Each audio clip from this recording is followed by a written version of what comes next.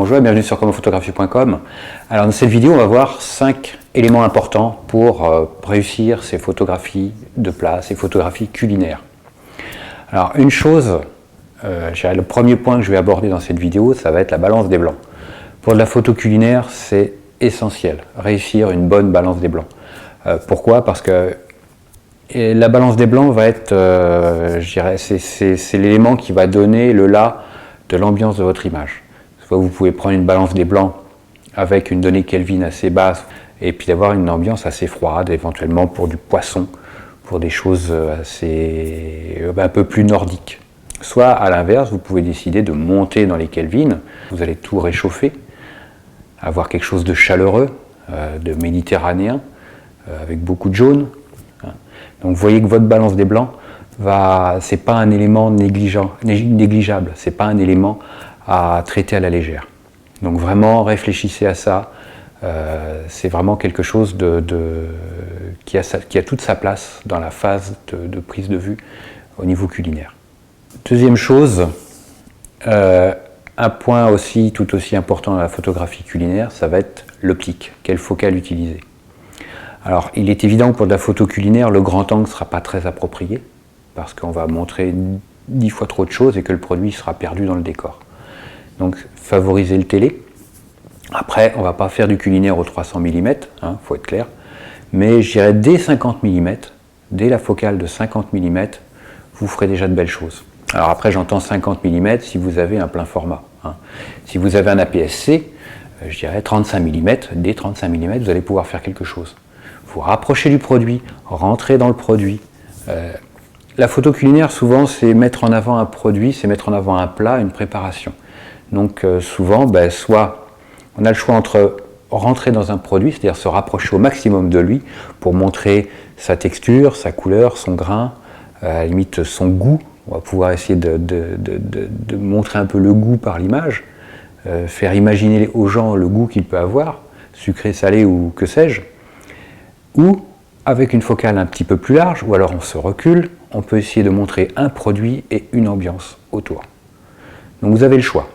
Après, c'est vous qui décidez, c'est vous qui choisissez en fonction de votre objectif. Il n'y a pas de focale obligatoire. C'est pas le culinaire, c'est 50 mm. Non. Si vous voulez faire ça au 100, au 200, au 50, c'est vous qui choisissez en fonction de vos besoins. Ne me demandez pas quelle focale il faut pour faire de la photo culinaire. Ça va dépendre de vos besoins. Comme à chaque fois en photo, il n'y a rien d'écrit, il n'y a rien de gravé dans le marbre. C'est toujours en fonction, il faut adapter en fonction de ses besoins, en fonction de ce qu'on veut faire. Comme la plupart du temps, je dirais vous ou moi, on n'a jamais les mêmes envies à un instant T, donc il faudra toujours s'adapter. D'où l'intérêt de comprendre le fonctionnement des focales. Donc pour ça, je vous encourage à aller voir la vidéo que j'ai faite sur les focales, sur le site commentphotographie.com, et là vous aurez un peu les réponses à toutes vos questions. Autre point important, remplissez bien le cadre de votre image par rapport à un produit.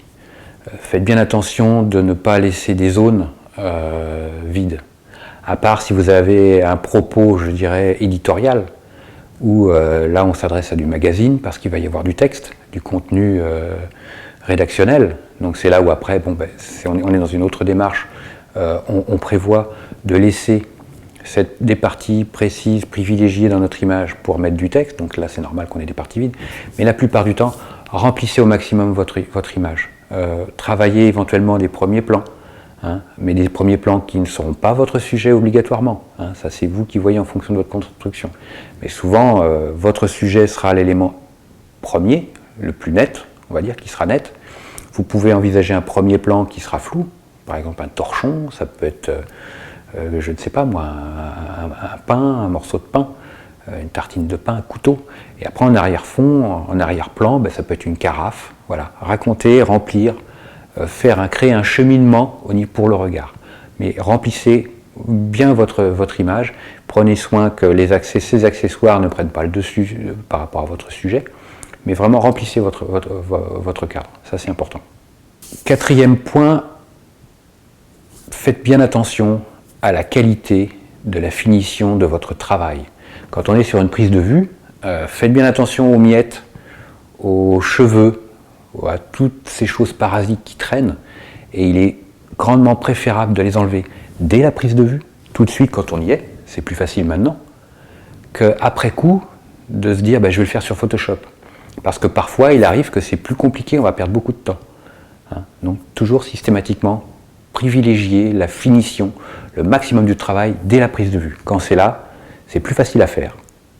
De bouger quelque chose, d'enlever un pli, un mauvais pli, de faire tout de suite en direct live les modifications nécessaires, plutôt que de se dire je vais le faire après sur Photoshop parce que vous allez certainement galérer et perdre du temps. Franchement, c'est quand même plus facile tout de suite qu'après sur l'ordinateur, parce qu'on n'a peut-être pas forcément le temps, on n'a peut-être pas forcément envie, on n'a peut-être pas forcément le niveau aussi.